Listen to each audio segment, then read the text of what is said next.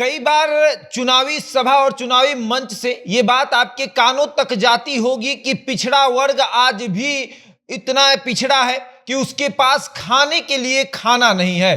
पिछड़ा वर्ग का आज तक विकास नहीं हो पाया। हमने भी सोचा कि भाई पिछड़ा वर्ग का आखिर विकास क्यों नहीं हुआ। जब जाति आधारित जनगणना अब हो गई है, अब शायद पिछड़ा वर्ग का विकास हो जाए, क्योंकि लोगों की नजर पिछड़े वर्ग पर जाएगी। और हमने फिर ये सोचा कि आखिर पिछड़ा वर्ग का विकास क्यों नहीं हुआ। फिर हमने डेटा निकाला कि आखिर इसके पहले मुख्यमंत्री जो थे वो किस वर्ग से आते थे, आखिर पिछड़े वर्ग पर उनकी नजर क्यों नहीं गई। और जब हमने डेटा निकाला तो हमारी आंख खुली की खुली रह गई कि 30 सालों तक पिछड़े वर्ग के मुख्यमंत्री रहते हैं, फिर भी बिहार का विकास नहीं होता है। और अब हम आपको विस्तार से समझाएंगे कि 30 सालों तक कैसा पिछड़े वर्ग के मुख्यमंत्री ने बिहार को बर्बाद किया, और खास करके अपने वर्ग को बर्बाद किया। अपने वर्ग के लोगों को अंधेरे में रखा कि आप अंधेरे में रहिए और हमें वोट करते रहिए, और हम उस कुर्सी पर बैठ के अपने परिवार का विकास करते रहेंगे।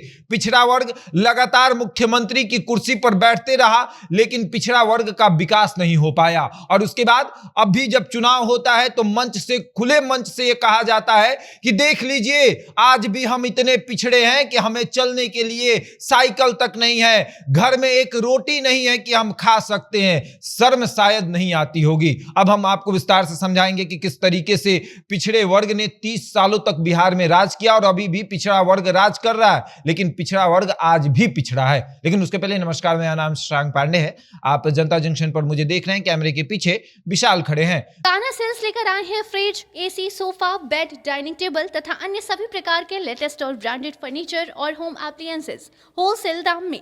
शादी में उपहार देना हो या फिर अपने घर को सुसज्जित करना हो, अभी आए कान्हा सेल्स, जो कि स्थित है रिद्धि सिद्धि कॉम्प्लेक्स, राजेंद्र मोड़, गोपालगंज में।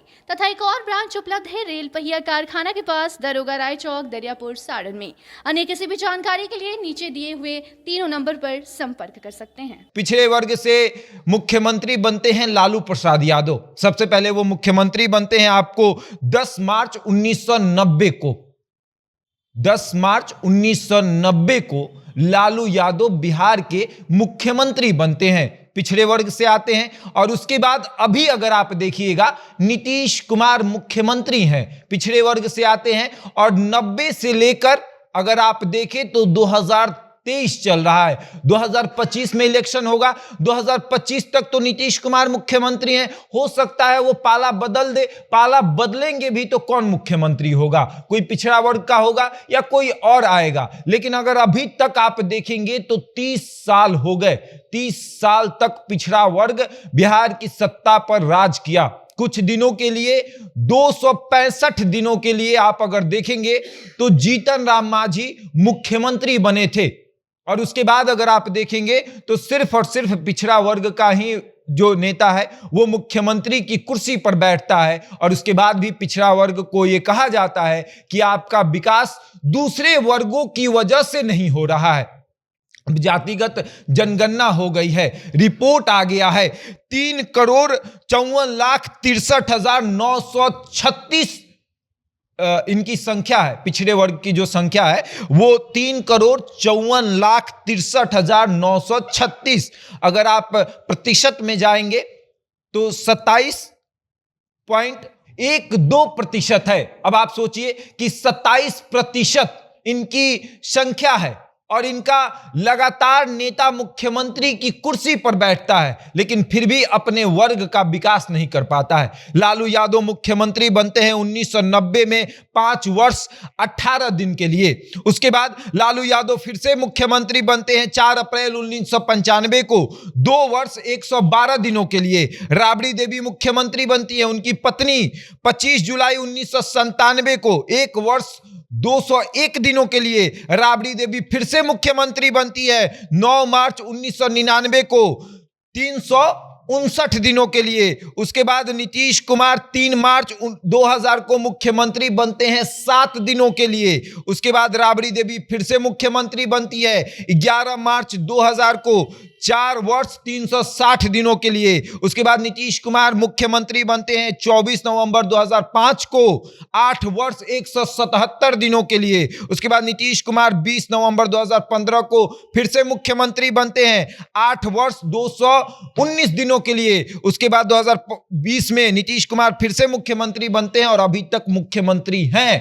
30 वर्षों तक पिछड़ा वर्ग का नेता बिहार की मुख्यमंत्री की कुर्सी पर बैठा रहा। लेकिन कभी आपने सवाल ये पूछा क्या अपने नेता से कि आखिर हमारा विकास क्यों नहीं हुआ?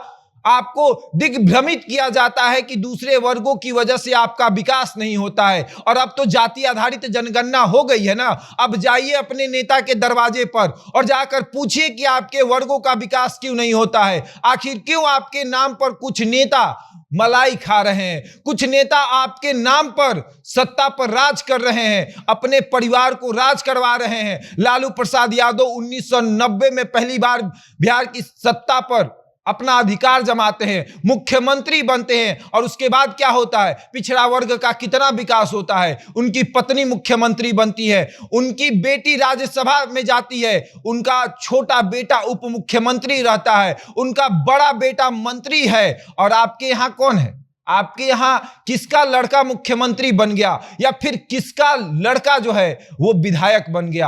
हो सकता है कि कुछ वर्गों को आगे बढ़ाया गया हो सकता है कि कुछ जातियों को जानबूझकर आगे बढ़ाया गया हो कि अगर बढ़ाएंगे तभी हमको वोट मिलेगा। लेकिन आप सोचिए कि 30 वर्षों में आपको क्या मिला? लालू यादव को तो बहुत कुछ मिला। लालू यादव के बेटे तक का फ्यूचर सेट है। बेटा छोड़ दीजिए, नाती पोते तक का फ्यूचर सेट है, पोता पोती सबका फ्यूचर सेट है। आपको क्या मिला? नीतीश कुमार का कोई आया नहीं राजनीति में। लोग कहते हैं कि बहुत बड़े समाजवादी नेता हैं, उनका बेटा भी है तो राजनीति में आना नहीं चाहता है। लेकिन नीतीश कुमार तो प्रयास कर रहे थे कि उनका भी बेटा राजनीति में आए। हालांकि बेटे ने ही मना कर दिया कि हम राजनीति में नहीं आना चाहते हैं। लेकिन नीतीश कुमार के नाम पर बहुत लोगों ने रोटी अपनी सेक ली। अब क्या होगा? अब जाइए अपने नेता के दरवाजे पर और जाकर पूछिए कि आपके वर्ग का विकास क्यों नहीं हुआ, पिछड़ा वर्ग आज भी पिछड़ा क्यों है, उसके यहां आज भी